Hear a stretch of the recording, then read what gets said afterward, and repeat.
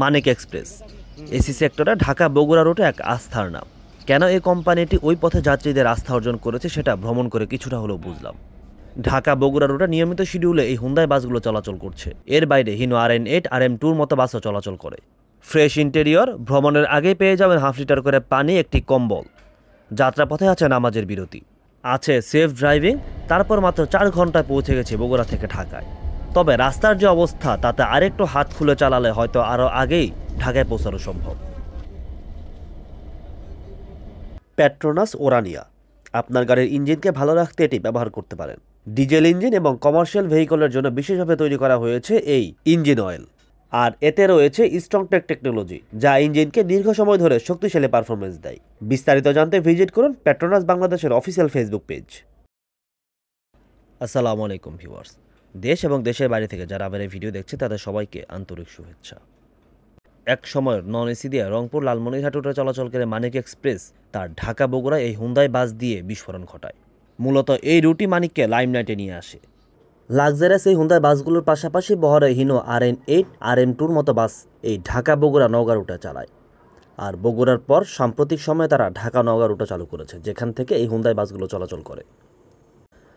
আমার গাড়ি ছাড়ার সময় ছিল দুপুর 3:30 বগুড়ার ঠনঠনিয়া বাস টার্মিনাল থেকে। এই ঠনঠনিয়াতে সবগুলো বাসের কাউন্টার আছে।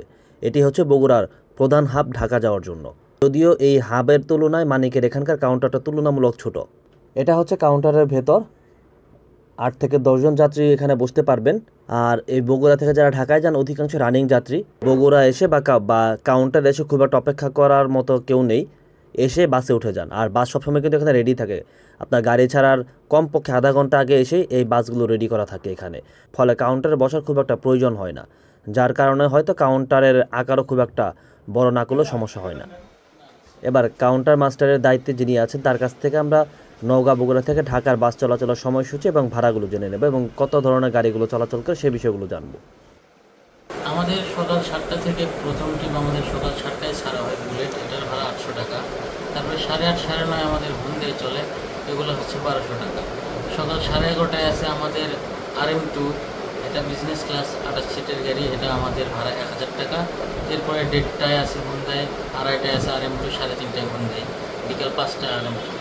তারপরে একদম আছে আমাদের রাতে গাড়ি, রাত্রি 11:30, 11:45, 12:15। আমাদের RM2-র ভাড়া 1000 টাকা, হুন্দাইয়ের ভাড়া 1200 টাকা। আমাদের যে সকল শিডিউল বলা হয়েছে এই সকল শিডিউল নিয়মিতভাবে চলাচল করিতেছে। আমাদের নতুন রুট চালু করা হয়েছে নওগাঁ থেকে। ওখান থেকে আমাদের আপাতত 3টা শিডিউল চলতেছে। সকাল 8টায় একটা ছাড়া হচ্ছে হুন্দাই, দুপুর 1টায় ছাড়া হচ্ছে RN8, আর রাত্রি 10টায় ছাড়া হচ্ছে হুন্দাই। RN8-এর ভাড়া নওগাঁ থেকে 1200 টাকা, হুন্দাইয়ের ভাড়া আমাদের 1400 টাকা নওগাঁ থেকে। ধন্যবাদ। আপনারা মোটামুটি বিস্তারিত জানলেন। তবে ভাড়ার বিষয়টা যদি একটু বলি, যে ঢাকা বগুড়ায় 1200 টাকা ভাড়া নিচ্ছে বিজনেস ক্লাসের যে কোনো বাস, সেটা মানিক হোক, এসআর হোক বা অন্যান্য কোম্পানির যারা বগুড়াতে সার্ভিস দেয়। আমার মনে হয় ভাড়া একটু বেশি, আর একটু কমাতে পারলে ভাড়াটা ভালো হয়। ঢাকা বগুড়া দূরত্ব খুব একটা বেশি না, 170 কিলোমিটারের মতো। সেখানে 1200 টাকা ভাড়া আমার কাছে একটু বেশি মনে হয়। যাই হোক, আমি এই বাসের ইন্টেরিয়রটা আপনাদের এবার ঘুরিয়ে দেখাবো। এটা হচ্ছে বাসের ইন্টেরিয়র পার্ট। হুন্দাই বাসের একদম স্টক যে ইন্টেরিয়র সেটা এখনও পর্যন্ত আছে এই বাসে। আর বিজনেস ক্লাস ফরমেশনে সবগুলো সিট বসানো 2:1 ফরম্যাটে। এই যে সিটগুলো দেখতে পাচ্ছেন এই সিটগুলো কিন্তু হুন্দাইয়ের অরিজিনাল সিট, একদম কোরিয়া থেকে CB হিসাবে এই বাসগুলো বাংলাদেশে এসেছে। ফলে সিটেও কিন্তু কোনো পরিবর্তন হয়নি। দেশের যতগুলো হুন্দাই বাস CB হিসেবে আছে সবগুলো হুন্দাই বাসে এই সিট ব্যবহার করা হয়। আর যাত্রা শুরুর আগেই কিন্তু বাসে স্প্রে দিয়ে দেওয়া হচ্ছে, অর্থাৎ এয়ার ফ্রেশনার দিয়ে দেওয়া হচ্ছে, যাতে বাসে যে ধরনের দুর্গন্ধ থাকলে পরে সেগুলো যাতে কেটে যায় খুব দ্রুত সময়ের মধ্যে। যাত্রা শুরুর আগে এগুলো দিয়ে দিচ্ছেন স্টাফরা।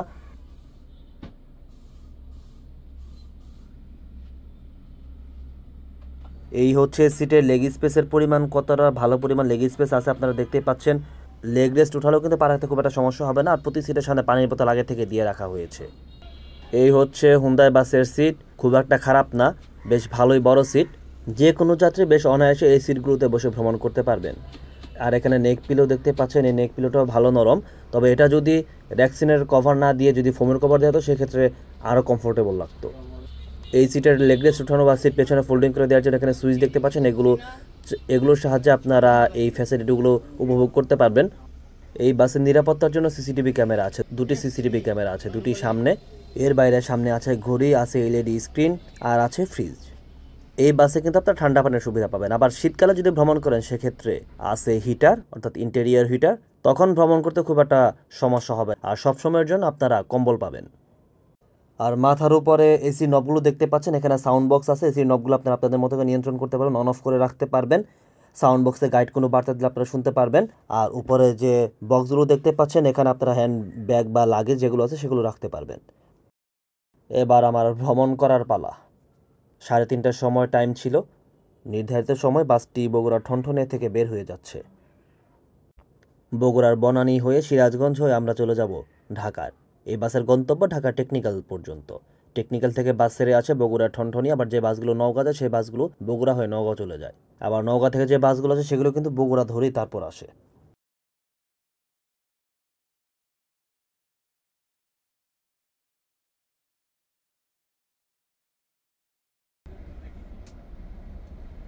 আমরা বগুড়ার বনানী পার করে ফেলে এখন ঢাকা রংপুর মহাসড়ক ধরে চলছি। এই অংশের কাজ অনেকটাই শেষ, বেশ স্মুথ রাস্তা।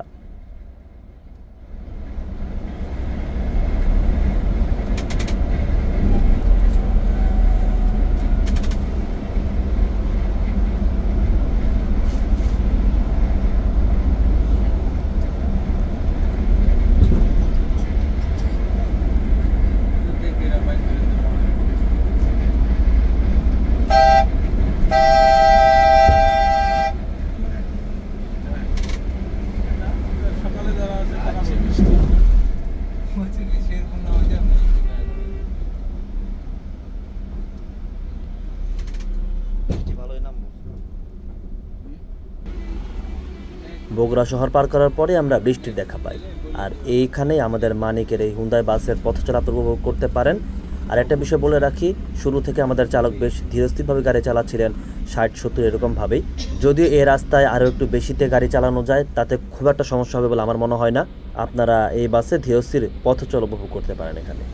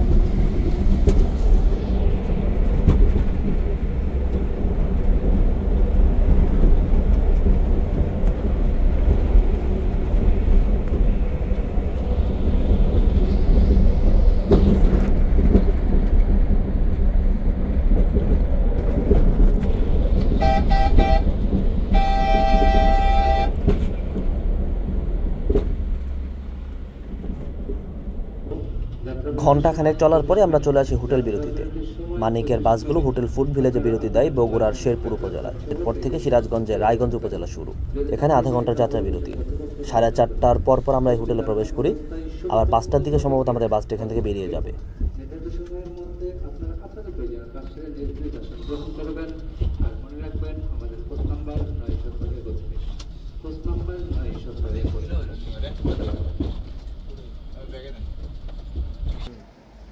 আমাদের হোটেল বিরতি শেষ। নির্ধারিত সময় হোটেল বিরতি শেষ হয়। 5টার দিকে আমাদের বাসটি হোটেল থেকে বের হচ্ছে।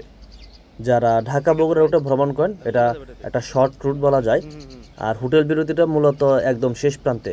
যদি ঢাকা থেকে কেউ বগুড়া আসেন সেক্ষেত্রে বগুড়ার একদম শেষ প্রান্তে এসে হোটেল বিরতি। আবার বগুড়া থেকে যদি কেউ ঢাকা যান সেক্ষেত্রে গাড়িতে ওঠার পরপরই আপনি পেয়ে যাবেন হোটেল বিরতি, অর্থাৎ ঘণ্টাখানেকের মধ্যেই। আগে বগুড়ার গাড়িগুলো সিরাজগঞ্জের যে ফুড ভিলেজ সেখানে যাত্রা বিরতি দিত, ওইটা ভেঙে ফেলার পর এখন গাড়িগুলো এখানে যাত্রা বিরতি দেয়। ওই হাটি কুমড়োর মোড়টা ছিল একদম পারফেক্ট বগুড়ার জন্য। এখন সেখানে ইন্টারসেকশনের কাজ চলছে, সেই কাজের কারণে সবগুলোই ভেঙে ফেলা হয়েছে, নতুনভাবে ওই পুরো এলাকা গড়ে উঠছে। আমরা হাটি কুমড়োলা পার করে ফেলেছি। এখান দিয়ে আমাদের বাস চলছে।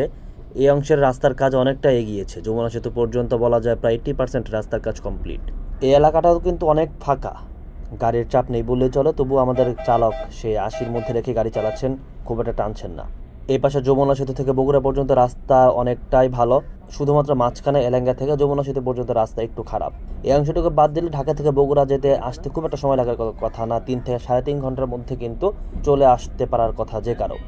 কিন্তু যেহেতু চালকরা একটু ধীরে সুস্থে চালান এখানে, বিশেষ করে এসি বাসের চালক যারা আছেন তারা দেখে শুনে খুব রিল্যাক্সে গাড়ি চালান, এই কারণেই 4.5 থেকে 5 ঘন্টা সময় লাগে ঢাকা বগুড়া এখনো পর্যন্ত আসা যাওয়া করতে। যদিও অনেকে বলে থাকেন বা অনেকের মধ্যে এই ধারণাটা আছে বা বাংলাদেশে এটি প্রচলিত যে অতিরিক্ত গতির কারণে দুর্ঘটনাগুলো ঘটে, কিন্তু এখনো পর্যন্ত সড়কের দুর্ঘটনা নিয়ে যতগুলো গবেষণা হয়েছে কোনো গবেষণাতেই এর খুব একটা প্রমাণ পাওয়া যায়নি। মূলত রাস্তার ফল্ট এবং রাস্তার নিয়ম না মানা বা সচেতনতার অভাব, এসব কারণে সবচেয়ে বেশি দুর্ঘটনা ঘটে।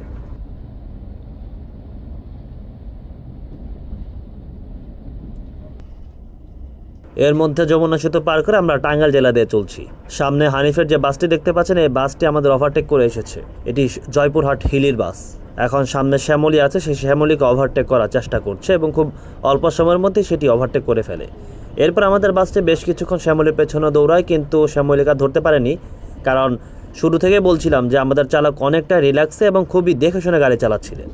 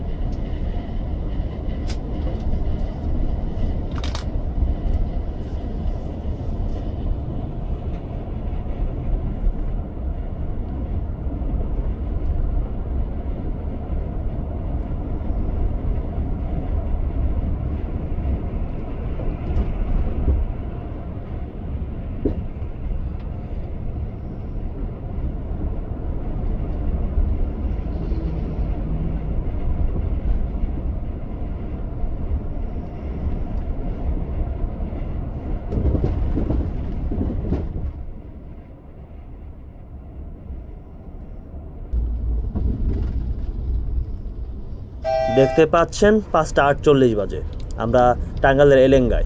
3:30টার সময় গাড়ি ছেড়ে আধা ঘন্টা হোটেল ব্রেক দিয়ে এলেঙ্গা, সব মিলে 2.5 ঘন্টা সময় কিন্তু লাগেনি। এই রাস্তাটি করা হয়েছে আরও বেশ কয়েক বছর আগে। অনেক জায়গায় এই রাস্তা এখন ভেঙে চুরে গেছে, বিশেষ করে বৃষ্টির এই সময়টাতে রাস্তা অনেক খানাখন্দে তৈরি হয়েছে। পাশাপাশি ভারী ট্রাক চলার কারণে, অর্থাৎ মাল বোঝার ট্রাক চলার কারণে কিন্তু রাস্তা অনেক উঁচু নিচু হয়ে গেছে, এবড়ো থেবড়ো হয়ে গেছে, যার কারণে কিছুটা সাবধানে গাড়ি চালানো এদিক দিয়ে ভালো। এই লাক্সারিয়াস সেগমেন্টের সবচেয়ে বড় ফ্যাসিলিটি হচ্ছে ভাঙাচোরা রাস্তায় আপনি খুব একটা ঝাঁকিয়ে ফিল পাবেন না। এই বাসগুলো মূলত এরকমভাবে বানানো এবং এই কারণে এর দাম এত বেশি।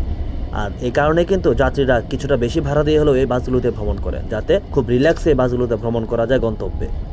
আর অনেকেই বলে থাকেন বাংলাদেশের রাস্তার জন্য এই হুন্দাই বাসগুলো বেশ পারফেক্ট অন্যান্য লাক্সারি সেগমেন্টের যে বাসগুলো আছে সে বাসগুলোর তুলনায়, কারণ আমাদের দেশের রাস্তার অবস্থা খুব একটা ভালো না, সেদিক থেকে এই বাসগুলোতে আরামের যে ফিলটা সেটা একটু ভালো পাওয়া যায়। এছাড়া এই বাসগুলোর সেফটি কিন্তু দুর্দান্ত। অনেক মানুষই আছেন দীর্ঘ ভ্রমণ করার পর তাদের রেস্ট নিতে হয়, ভ্রমণের যে ধকল সেটি শরীর থেকে যেতেও সময় লাগে, কিন্তু এই বাসগুলোর সবচেয়ে বড় যে ফ্যাসিলিটি সেটা হচ্ছে সে ধকল আপনার খুব একটা লাগবে না বা সেটা আপনি খুব একটা ফিল করবেন না। মনে হবে যে আপনি বাসা থেকে বের হয়েছেন, 8-10 ঘন্টা ভ্রমণ করলেও এই বাসগুলোতে অনেকটা স্বাভাবিকই মনে হবে আপনার কাছে।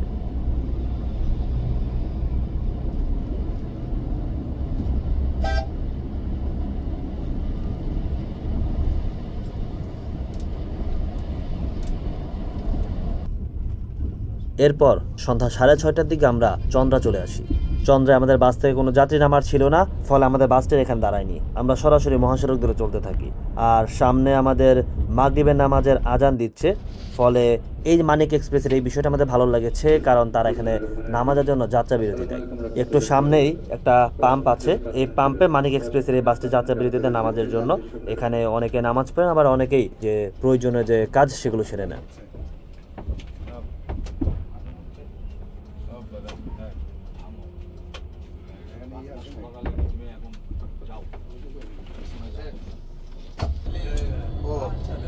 নামাজ শেষ করে 7টার সময় আমাদের বাসটি এখান থেকে যাত্রা করছে। এটি হচ্ছে কবিরপুর। সামনে এখন সবচেয়ে বড় যে চিন্তার বিষয় সেটা হচ্ছে বাইপালের জ্যাম বা রপ্তানির জ্যাম। এই সময়টাতে রপ্তানি ছুটি হয়ে যায়। এই রপ্তানি ছুটি হলে সবচেয়ে বড় সময়। এমনিতেই নর্মাল সময় দেখা যাচ্ছে যে 24 ঘন্টা আপনি জ্যাম পাবেন বাইপাইলে, একদম সকাল থেকে মধ্যরাত ভোররাত পর্যন্ত। এটাই হচ্ছে সবচেয়ে বড় চিন্তার বিষয় যে আমরা আসলে আজকে কতক্ষণ জ্যাম পাই। এখন দেখার বিষয় যে কি অবস্থা হয়, কি পরিণতি আমাদের সামনে অপেক্ষা করছে।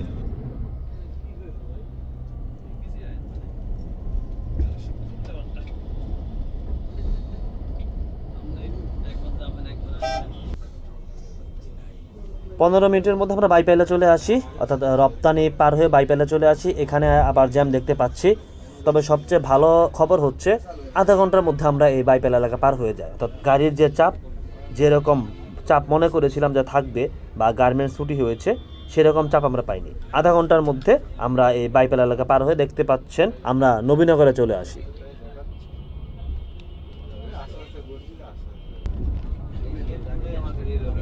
আমি নেমে যাব জাহাঙ্গীরনগর বিশ্ববিদ্যালয়ের সামনে। এই বাসটির শেষ গন্তব্য টেকনিক্যাল। ফলে 7:40-এর দিকে আমরা যখন বাইপাইল পার হই, সেখান থেকে জাহাঙ্গীরনগর বিশ্ববিদ্যালয় পর্যন্ত আসতে আমাদের সময় লেগেছে 15 মিনিটের মতো। নবীনগর পার হয়ে আমাদের বাসটি চলছে। এখান থেকে ঢাকা পর্যন্ত যেতে আর আধা ঘন্টার মতো সময় লাগবে। আপনারা যারা মানিক এক্সপ্রেসের এই বাসে ভ্রমণ করতে চান ঢাকা থেকে বগুড়া বা বগুড়া থেকে ঢাকা, তারা আগে থেকে টিকিট বুক করে রাখতে পারেন অনলাইনের মাধ্যমে, অথবা ফোন নাম্বার দেখতে পাচ্ছেন, এই নাম্বারে কল করলেও কিন্তু আপনারা আগে থেকে টিকিট বুক করে রাখতে পারবেন। আবার নতুনভাবে নওগাঁ রোড চালু করেছে। আমিও সামনে এই বাসে অর্থাৎ মানিকের নওগাঁতে ভ্রমণ করব, দেখব তাদের নওগাঁ রোডের কী অবস্থা, আপনাদের সামনে সেগুলো তুলে ধরার চেষ্টা করব। পাশাপাশি আশা করব ঢাকা বগুড়াতে তারা যেরকম ভালো সার্ভিস দিয়ে যাত্রীদের মন জয় করেছে, ভালো সার্ভিস দিয়ে রাখছে, নওগাঁতে তারা সেটি ধরে রাখবে এবং ভালো যাত্রী সেবা ওই পথে তারা উপহার দেবে। ভালো থাকবেন, সুস্থ থাকবেন। ধন্যবাদ সবাইকে।